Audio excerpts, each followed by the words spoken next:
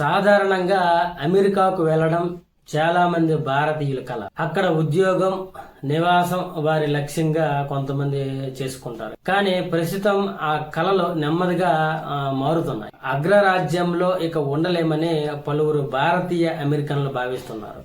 అక్కడ పరిస్థితులతో రోజు రోజుకు వారిలో ఆందోళన పెరుగుతుంది. అమెరికాను వదిలి వెళ్లిపోవడానికి తాము సిద్ధం అంటూ సుమారు 40% మంది భారతీయులు చెబుతున్నారు.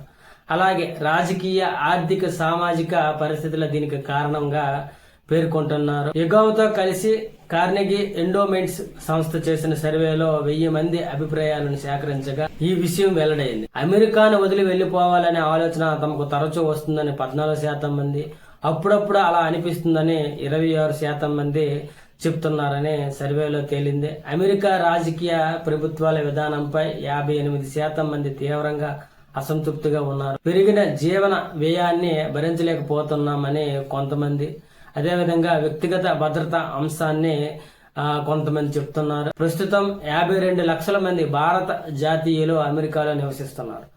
ట్రంప్ రెండోసారి పగ్గాలు చేపట్టిన తర్వాత ఆర్థిక వ్యవస్థ నిర్వహణ, వలస విధానాలు, అంతర్జాతీయ సంబంధాలలో ప్రభుత్వాలు నిర్ణయాలు తమకు నచ్చడం లేదని ఏకంగా 71% మంది చెప్పారు. ఇక భారతీయులు అమెరికాను వదిలి వెళ్లిపోవాలి అనుకోవడానికి పెరుగుతున్న ఖర్చులు కూడా మరో ప్రధాన కారణం.